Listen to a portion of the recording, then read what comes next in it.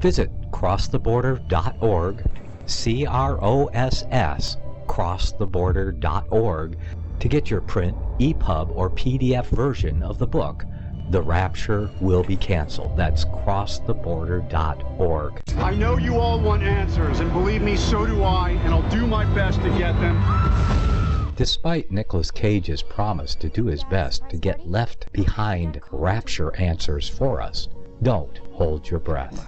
Not everyone believes Left Behind is true prophecy. Some may even regard as conspiratorial the mainstream re-release of the Left Behind movie with actor Nicolas Cage portraying the main character as an attempt to further reinforce in the minds of all this perception of false prophecy in order to condition the masses for the play about to begin. If you want true Bible prophecy answers, get the book, The Rapture Will Be Canceled.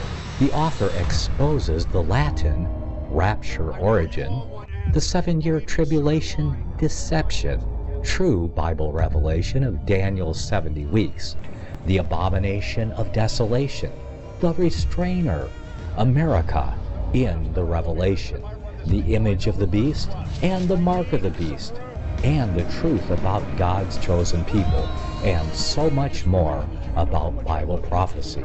This book will shatter the Left Behind paradigm of future events. Get the book, The Rapture Will Be Canceled. Visit crosstheborder.org, CROSS, crosstheborder.org, to get your print, EPUB, or PDF version of the book, The Rapture Will Be Canceled. That's crosstheborder.org.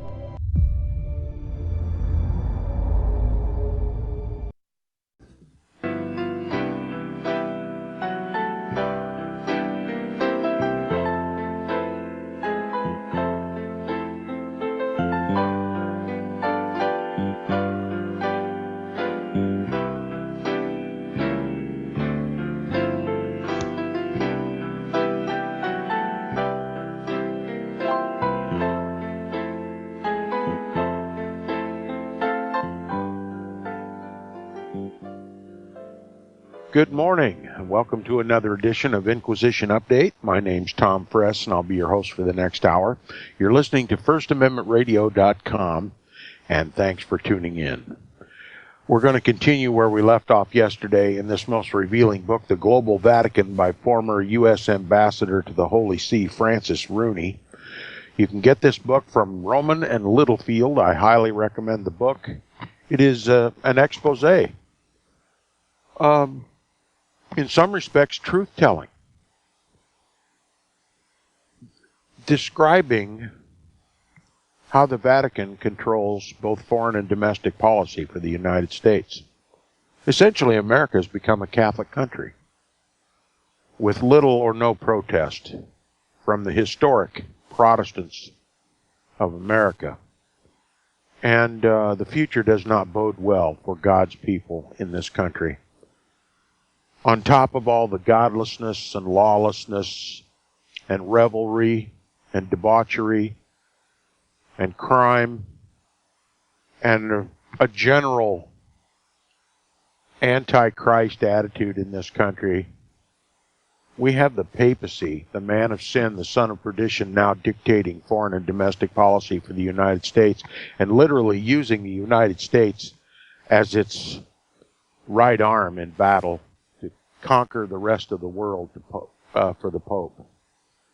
It's a hideous reality, and I hope and pray that my listeners are inspired to get a copy of this book and read it for themselves and share it with others, and to share with them the audio recordings of this series. I know it's becoming rather lengthy, many times repetitious, but it's vitally important. And it's time for God's people to fill their lamps with oil and prepare for what Antichrist has in store for this country, and make your allegiance with Christ. Now, we'll continue where we left off, retreating only one paragraph for continuity purposes. So on page 127 the last full paragraph, says Pope Paul VI's visit to the United Nations did not prevent the escalation of the Vietnam War, which developed a momentum of its own. Remember, the papacy was behind the Vietnam War. It was the papacy that fomented the war with the help of her Jesuits through godless, quote-unquote, godless communism. They even achieved the cooperation of North Vietnam in allowing the CIA, Catholics in Action, to disperse Catholic propaganda in North Vietnam, claiming that Mary and Jesus, the baby Jesus, rejecting godless communism, had fled from North Vietnam to South Vietnam to take up residence in South Vietnam under the Roman Catholic dictatorship of Ngo Dinh Diem. And that prompted Roman Catholics of North Vietnam to flee, as though they were fleeing for their lives, to be with Mary and Jesus in South Vietnam. And this you can read for yourself in the book Vietnam, Why Did We Go? By Averell Manhattan.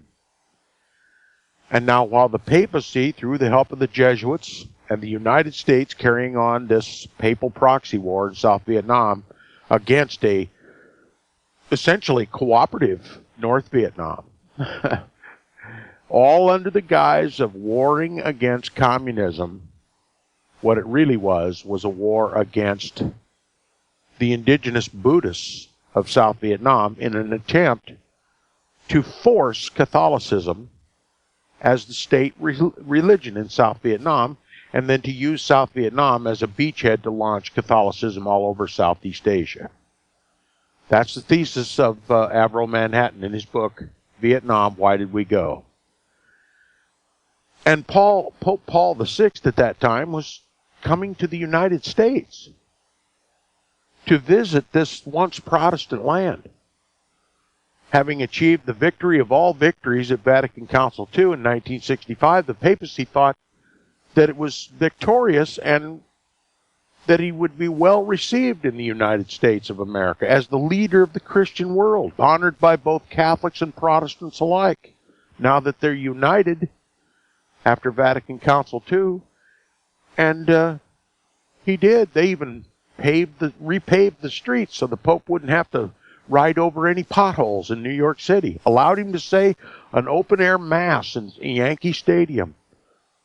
The city was amazed, as though a god had visited.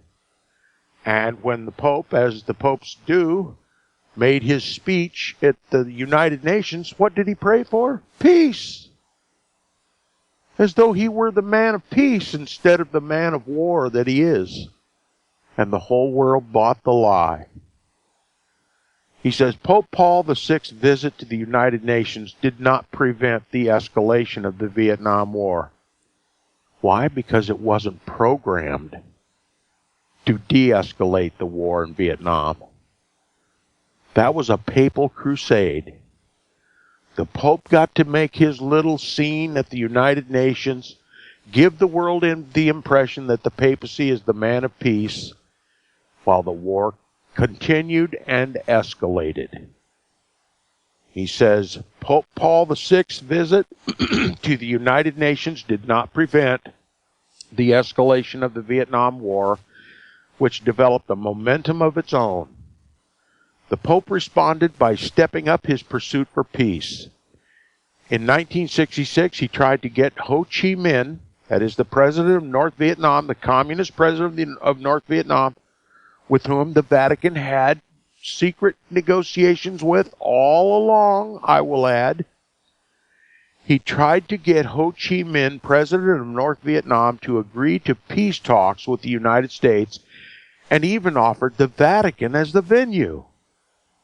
Right? How much better to portray the Pope as the global peacemaker if he has his North Vietnamese communist actors and his American actors and his Roman Catholic regime in South Vietnam all come to the Vatican to play out their act in the efforts to achieve peace when peace was never the objective. Roman Catholicism for all Southeast Asia was the objective. But of course, this play had to be seen and heard by the American people to give the impression that this was really a war against communism, godlessness. Okay? And that the Pope was the center figure in all this peacemaking effort. So as better to camouflage and to cover and to cloak his future war-making efforts, which we are suffering right now. Okay? He offered the Vatican as the venue for this peace talks between his warring factions. At his urging, the United States suspended bombing of North Vietnam for more than a month. A good faith effort that backfired. Why? Because it was supposed to backfire. He says Hanoi used the break to mobilize troops and equipment for further assaults. That was the goal. Further killing in Southeast Asia, further killing in Vietnam. All right? These were darkened days in the Johnson administration as American casualties mounted and anti-war rallies grew in size and vituperation. President Johnson and his advisors were desperate to end the war, says this author, and so believes the world, but do so without humiliation to the United States or calamity in South Vietnam. No, certainly we can't have calamity in South Vietnam, for heaven's sakes. We've gone to all this killing to get this South Vietnam, this Catholic country now, to prosper. We can't have any calamity in South Vietnam. That's the launching point for Catholicization of all Southeast Asia. And the United States surely will help. See? Now, on December 23rd, 1967, flying home from Australia, wait a minute, I skipped a sentence here. President Johnson and his advisors were desperate to end the war, but do so without humiliation to the United States or calamity in South Vietnam. With options few and dwindling, they turned to the Pope for help. How convenient. The man of peace. We're going to seek peace from the man of peace. Okay, and on December 23rd, 1967, flying home from Australia, and a quick visit to American troops in Vietnam, Johnson landed unannounced in Rome. Okay, remember, there was still a separation of church and state and a non-establishment clause in the Constitution. You still had a few Protestants here and there were a little bit leery about the presidents of the United States meeting secretly or openly with the man of sin. So Johnson, on another trip, just made a last-minute decision to stop in Rome on the way home. A meeting with Pope Paul, that's Pope Paul VI, had been hastily arranged. That means without informing the American public. And it says many of Johnson's own advisors, including Johnson's chief logistical aide, were not informed until they were in the air, which is an open demonstration of Lyndon Johnson's efforts to keep his visit to the papacy out of the press. This, for all intents and purposes, is treason, in my view. This is treason. High crimes and misdemeanors, especially if you regard the papacy as the Antichrist, as I do. Now, it was well into the evening when Air Force One touched down at Rome's Ciampino Naval Airport. After a quick formal call on the Italian president and prime minister, obviously, courtesy but to give cover for his visit to the Pope, the president flew by helicopter to the Vatican. Okay, not through the streets, over the city in a helicopter, and most likely an Italian helicopter. And if an American helicopter, it certainly would have been a way to minimize the president's exposure, public exposure, as having visited the papacy until it had long occurred. All right. The helicopter saved time, it says, and embarrassment by allowing Johnson to leapfrog war protesters flooding the streets in Rome. As if things weren't difficult enough for the Johnson presidency, the president's helicopter began to sink in a patch of soft ground the moment it landed at the Vatican Gardens. Can't you just see the divine hand in that? Johnson lands in the Vatican Gardens, and his helicopter begins to be swallowed up by the earth. Kind of reminiscent of another biblical story, right? And it says, while the president met inside the apostolic palace with the Pope, the helicopter was extracted and flown to higher elevation. That's right. You can't get much lower than the man of sin, right? Now it says Johnson's visit to Pope Paul VI had been characterized in one history recording as disastrous. Okay, disastrous is how it was recalled by one historian. And it says a contemporary account in Time magazine described the Pope slamming his hand down in anger at Johnson. Why do you suppose the Pope slammed his hand down in anger? Because Johnson wanted to de-escalate the war. The Pope's crusader in the United States of America was under tremendous political pressure from the horrors that were revealed in Vietnam by the persecution of the Buddhists monks, the Buddhist priests lighting themselves on fire. The United States was seeing with their own eyes the Roman Catholic persecution of the Buddhists. And if too much was said and too much was seen in the United States about why these Buddhist monks were immolating themselves on television, Rome's cover might be blown. At least the presidency of the United States would be under tremendous criticism. They were on the verge of waking up the Protestants. Okay?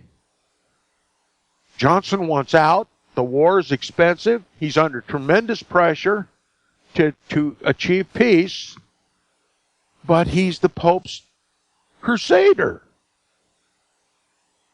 And the Pope wants him to continue the crusade. Southeast Asia is not yet won for the Pope. Because at one point, the Pope, the man of sin, slams down his hand upon the desk in a confrontational discussion with Crusader Johnson.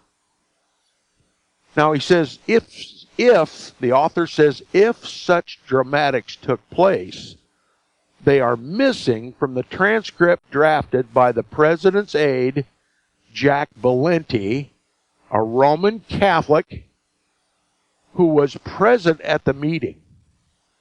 Johnson is described as considerate but pushy, while Pope Paul VI is sympathetic but firm. I'm sorry America has to suffer so much in this crusade. So many people have died and so many billions of dollars have been poured into the war. But it's all for the good of the church. Sympathetic but firm. See? It's all good for the church. It's all good for Catholicism. We're spreading the truth. Roman Catholicism in Southeast Asia. See, it's not an evangelical church. It's a crusading church, a militant church. You're not converted to Roman Catholicism by studying the Scripture. You're converted to Catholicism by force, by Roman Catholic overthrow of the government and then subjugation of all non-Catholic faiths. The Pope wanted to continue. the crusade. Kennedy wanted out as gracefully as he could without exposing the papacy as the instigator of this war. Now, unlike many visits between presidents and popes, which usually include a measure of ceremony and publicity, this one was all business from the start. In other words, it was secret. As clandestine as it could possibly be. Sitting down just before 9 p.m., Johnson started by assuring the Pope that he wanted peace in Vietnam. Great theater, right? He had two specific requests for the Pope. One was for the Vatican to send a representative to American prisoners in North Vietnam. Why did Johnson require that? Because he knew the Vatican had open and clandestine communications with the North Vietnamese. After all, he got the North to cooperate with propagandizing North Vietnamese Catholics so that they would flee to the South. Okay? He was asking the Vatican to send a representative to American prisoners in North Vietnam in hopes of obtaining more humane treatment for American POWs. And it says clearly the main reason for the visit, says the author, was to enlist the Pope's help in getting the South Vietnamese government and the communist Viet Cong to sit for informal talks without the interference of North Vietnam and the United States. The Pope had his own agenda in the meeting, as one might rightly expect. He wanted Johnson to halt the bombing in North Vietnam. Sound like a peace effort, right? But as turned out, every time the United States stopped bombing the North just rearmed. It strengthened the North. Okay? The Pope wasn't done with the killing. The Pope wanted the crusade to continue. And the best way to keep the killing going was to force Johnson to stop the bombing. Okay? And all the while appear to be the peacemaker. You see how this works? Magnificent deception. How in the world could he deceive the whole world if he were not able to perpetrate incalculable deception?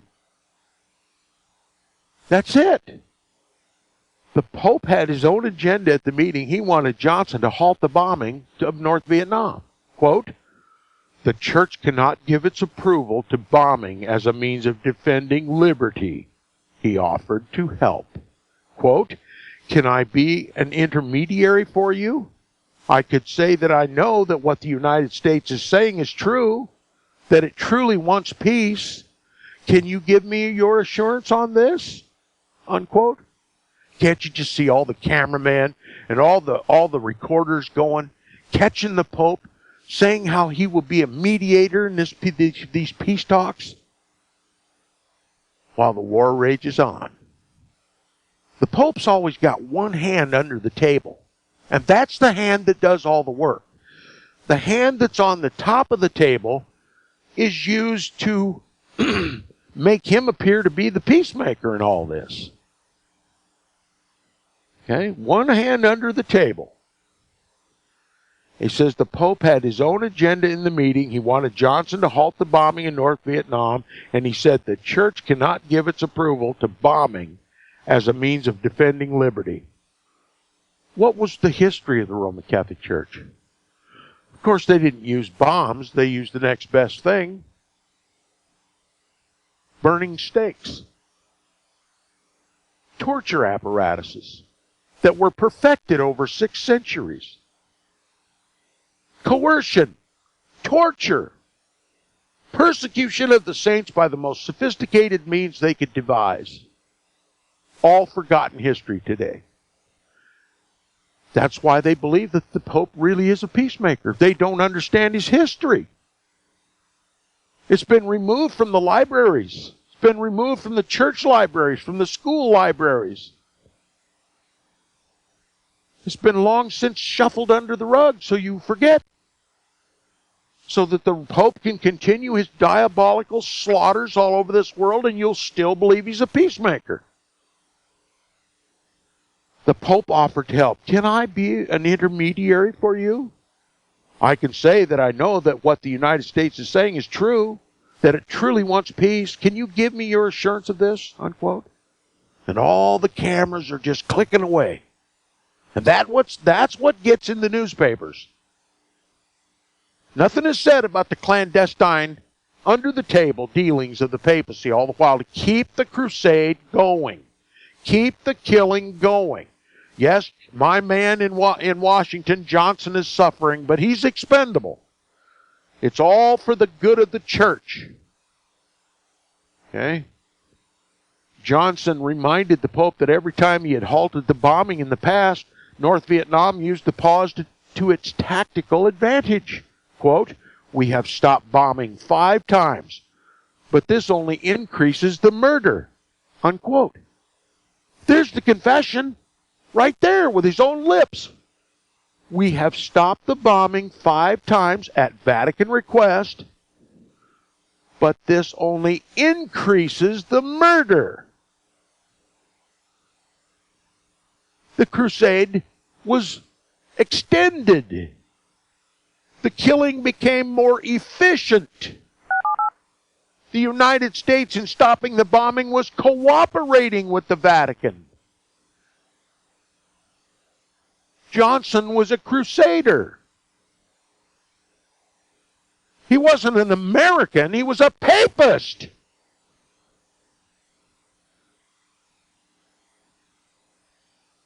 Are you getting it?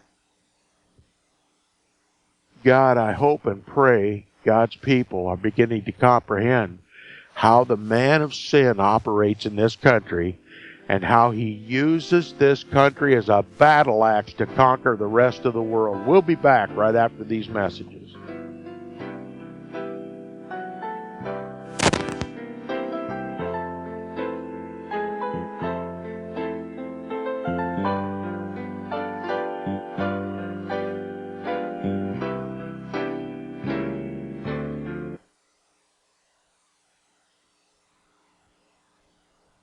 I pledge allegiance to the King of Kings, and to his kingdom come, on earth as it is in heaven. One holy nation, under our Heavenly Father, grace, mercy, justice for all.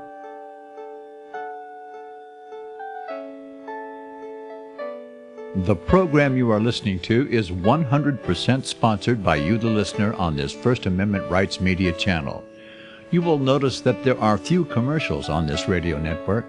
There's a good reason for that. Corporate advertising dollars come with strings that limit program content. So without your help, these programs cannot continue on internet or our several affiliates. If you benefit by the educational law programs, we ask you to give. If you are admonished or nurtured by the Bible and ministry programs, we ask you to give. If some voice a cause that you are passionate about, we ask you to give. If you believe in any of these, we ask you to support them as you would a missionary on a continual basis, as if giving a tithe for missionary radio.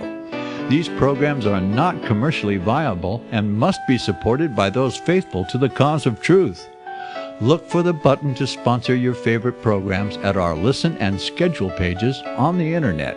Then, when you subscribe, we will send you the last quarterly MP3 CD of that program immediately, and continue to do so with each new quarter. We will also give you unlimited archive access to all of our programs. We're asking you to give much less than a tithe, so that you may also send support directly to a particular program host, cause, and anywhere else the Spirit may lead you. Do all to the glory of our God and Creator, for His holy nation, the only kingdom that will last forever. Thank you for listening.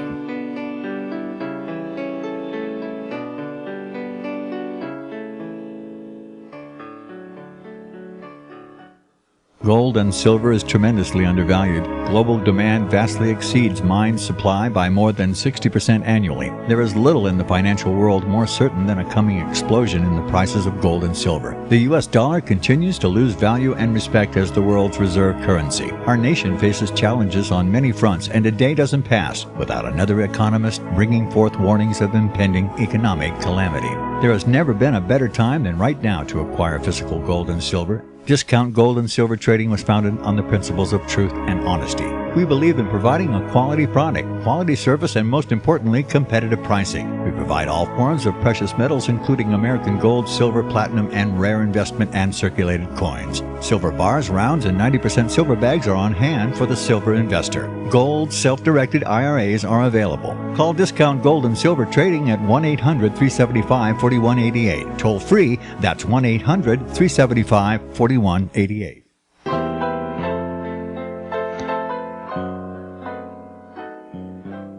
Welcome back from the break. You're listening to the second half hour of Inquisition Update on First Amendment Radio. If you'd like to support Inquisition Update, please support First Amendment Radio, who sponsors the program. And if you'd like to contact me directly with comments or questions or suggestions, please do so by email. My email address is tom@seawaves.us. That's tom@seawaves.us. Just like the waves of the sea. Not tossed like the waves of the sea, not to and fro, but solid as an oak tree. Unbendable. Tom. Yes. Oh, this is Nicholas. Hey, I was wondering if you would like to join me for the first hour of my broadcast, next hour. Certainly. Okay, well, now everyone knows. So hang on and come back after the news. All righty, very well. Nicholas is going to sideswipe me again. Everybody stay tuned. I'll see you in about a half an hour. Okay. Now, I'm going to give you a quote here from Pope Paul VI. And it's going to be very revealing. And I want you to listen very carefully. This is Pope Paul VI speaking to President Johnson. This is the commander-in-chief of the world. This is the King of Kings and the Lord of Lords.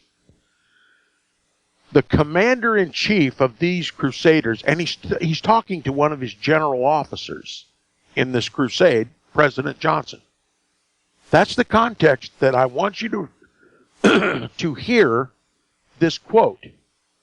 If you accept, as I insist, that the papacy governs the kings of the world and they do his bidding militarily all over the world to conquer the rest of the world for the Pope, and that that Vietnam was a current area of crusade, and that it was Johnson who was leading this crusade while pretending to pray for peace under tremendous pressure by the people of the United States. Listen to what the commander-in-chief says to one of his general officers in the crusade. Quote, I believe it important for you to give new aspects to this war, to make it a more defensive war instead of an offensive war, unquote, said the Pope. Quote, it will strengthen your moral position in the world, unquote. Now remember, this is the chief executive officer. This is the King of Kings and the Lord of Lords. This is the commander-in-chief of the Crusader and general officer, Lyndon Johnson, telling Johnson to give a new aspect to the war.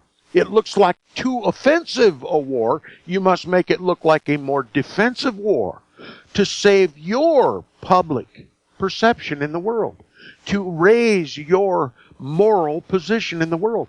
Why was the Pope considered or worried about Johnson's moral position in the world? Well, because the Pope was seen as the Prince of Peace in the whole conflict. The commander-in-chief was seen as a peacemaker. The commander-in-chief of the crusade in Vietnam was seen around the world as a peacemaker. And he's telling Johnson, you're left carrying the baggage. You look like an offensive warrior. I want you to make it look more defensive. So what was the war? It was an offensive war. And it was starting to look that way. And that baggage might even come home to roost at the Vatican. President Johnson's visit to the Pope had the potential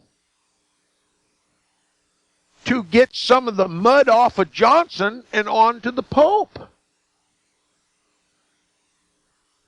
And the Pope wanted to maintain his peacemaker foreign relations image. It was indeed an offensive war, as are all crusades, an offensive war. And it wasn't against communism. It was against Buddhism. A presidency under the constriction of the Constitution that says there be no establishment of religion in this country, and a separation of church and state. And if you're going to use a nation, a Protestant nation, with that kind of a constitution, you have to conduct your crusades under a non-religious pretense, a war against communism. It must indeed be an offensive war. You can't spread Roman Catholicism in a defensive war. And the Pope's worried about his public image. Worried that the negative image of Johnson might just splatter the Pope. There is so much truth in this quote, if you can just comprehend what's being said.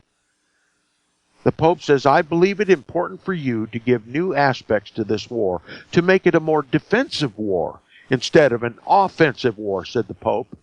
It will strengthen your moral position in the world. You talk about the pot calling the kettle black. That's why they call him the man of sin, the great deceiver in the world. Johnson returned again and again to his hope that Pope Paul VI could intervene in South Vietnam.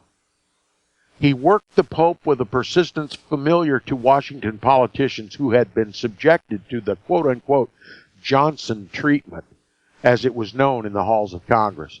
Quote, I hope the Pope will encourage them to talk, just as the Pope encouraged me, listen carefully, to pass my education bills. We're now spending $9 billion more on education, and the Pope can claim some responsibility for this, unquote. So here the Pope is admitting that here is the author admitting that the Pope is very much influencing the education system in this country, and you know darn well the Pope didn't want the government to just throw more money at education. It had an agenda. And what was being taught in the schools? Globalism. Not the Bible, not the gospel, not Christianity, and certainly not revealing to anybody in the public schools that the papacy is the Antichrist. You wonder why people are so dumbed down, the children don't comprehend what's going on, and that they're more global in their thinking? Believing that God was inept and didn't provide enough oil, enough water, enough air for humanity, a world full of people to survive. That's the role of your public schools, and it's financed by the American government, who is prompted by the papacy. That's why there's no Protestantism in this school. Protestantism is destroyed in the schools. They're not taught to be fruitful and multiply and to fill the earth. They're taught abortion. They're taught sustainable growth. Sustainable growth is just another way of saying God screwed up. There's too many people and not enough earth to sustain us. So where does faith go? Right out the door. And that's why the papacy is controlling and organizing the curriculum of the schools and using the governments to finance this new anti-Christ agenda in the schools. And here Johnson's admitting that the education system was greased with $9 billion more money, and our children are getting stupider, biblically stupider. Rome controls the education. In Roman Catholic canon law, there's only one on the earth that's qualified to teach, and that's the Vicar of Christ. The Roman Catholic Church must believe that only the Pope can interpret Scripture and can teach what's important in this world. That's why all heads of education in every country in the world must take their curriculum from those who give it in the Pope's behalf.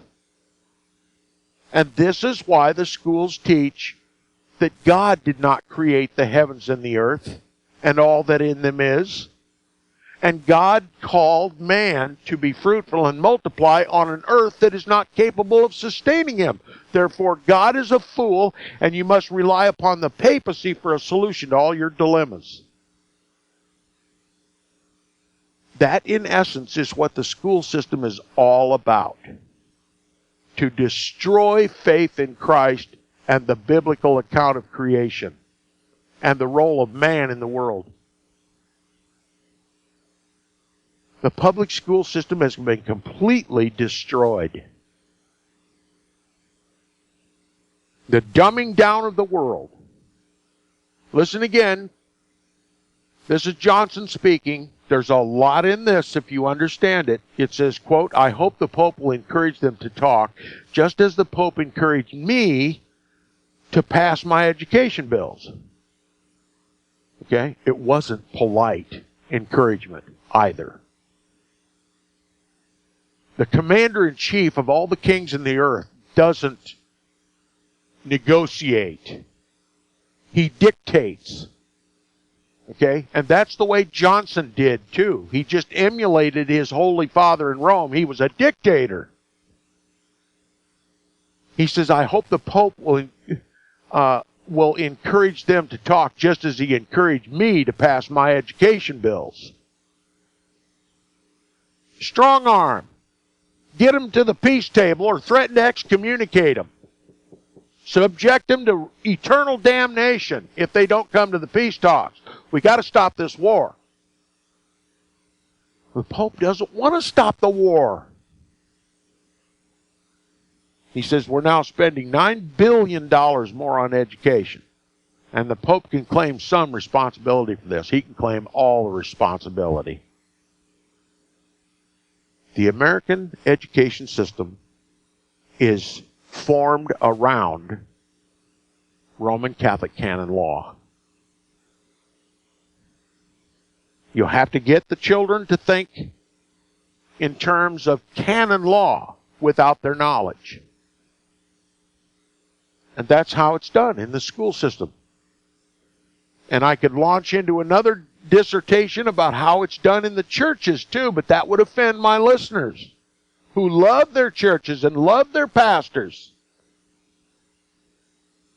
And I do more harm than good, they say. Anyway, he says, I think I can do something, said the Pope with a smile.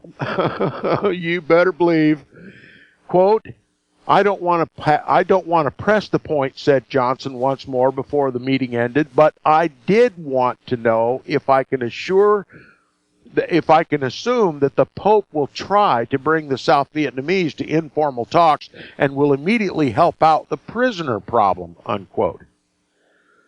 Quote, I will do whatever is possible, said the Pope. Quote, this is a cause which is close to my heart, unquote. Oh, the man of sin, this is so close to my heart. You better believe it is. A heart made of stone. A heart made of death. A heart made of perdition. And you need to know it and to see it for yourself.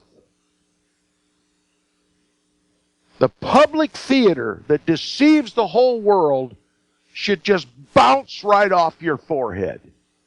When you see behind the curtain and who really constitute the players on the stage and what they really are behind the scenes, then all the theater that takes place in the news, all the theater that takes place on the internet and the newspapers just bounces right off your forehead, and you can see through all the deception and put the tail right on the donkey, to use a worn-out expression that doesn't say anything. You can know who the Antichrist is, who the man of sin is, who the son of perdition is, who the destroyer is. It's the papacy. And the whole world thinks he's the man of peace. No greater deception since the Garden of Eden. And we would not be so blind if it were not for futurism, the belief that the papacy is not the Antichrist, but is a single individual that comes at the very end of time that we don't even need to worry about because we're going to be raptured out of here. What Jesuit hogwash!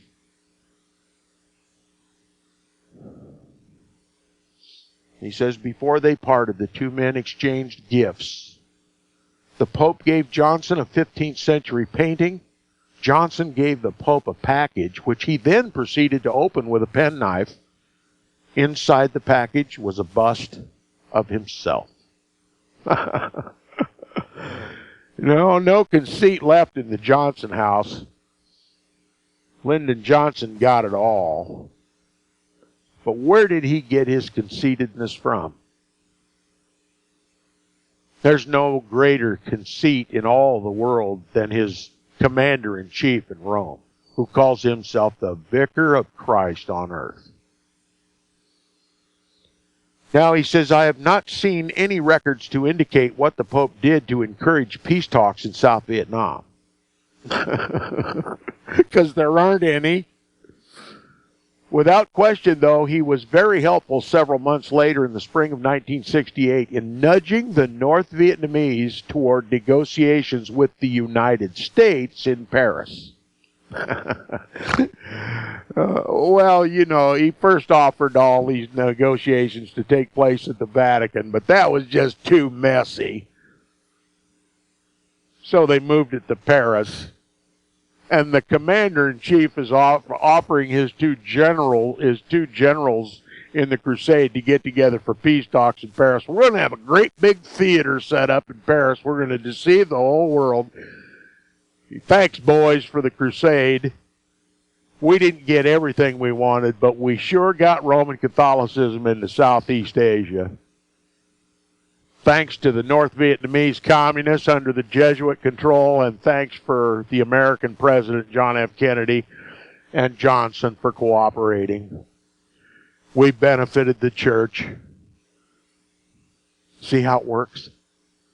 Now we got to cover our tracks in Paris. We can't let the world think too much. We have to guide their thinking. So we're going to have peace negotiations in Paris. And it says President Johnson, embittered and exhausted, had recently told the American people he didn't intend to seek the Democratic nomination for presidency for a second term, but he still wanted to end the war, and Pope Paul VI still wanted to help him do so.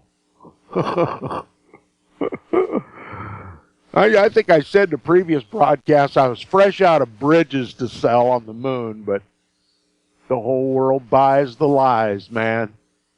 They're a dime a dozen. Gobble, gobble, gobble. He said in late April of 68, President Johnson directed his aide, Joseph A. Califano Jr., a Roman Catholic, to contact the apostolic delegate, that is the unofficial ambassador to the Vatican, to the United States, Archbishop Luigi Raimondi, to ask if the Pope would be willing to propose the Vatican as a site for the peace talks, as he had done in the past. On April 27th, the Vatican responded to Califano. The Pope would be pleased to issue an invitation to both the United States and the North Vietnamese. The peacemaker, enter the Pope, the great peacemaker, the great white North, man. Quote, "This is a beautiful message," unquote, said Johnson after reading the Pope's invitation. The invitation was also a clever diplomatic ploy, leveraging the quote-unquote soft power of the Holy See, as the President no doubt intended, and the Pope surely understood. They call it soft power. You know what makes it soft? The Pope doesn't have to do his own dirty bidding like he did in the Old World War. In the Old World Order, he's got so many cooperative people under his aid, under his direction now, that he can stand back, aloof and high above the fray, and calling peace while under the scenes he is controlling the war. There's your soft power. That's the great theater of the world that deceives the whole world. Soft power is a lie. Soft power is theater. Soft power is the deception. Soft power was behind Vatican Council II, which was not an invitation for the Protestants to come back to the Roman Catholic Church, to seek Christian peace and unity. It was an ultimatum. We now control the United States government, and if you don't come back, if you don't cooperate with the Roman Catholic Church, we can draw out the Inquisitions again. And the civil government will do our bidding, and we'll stand aloof and call for peace. That's soft power.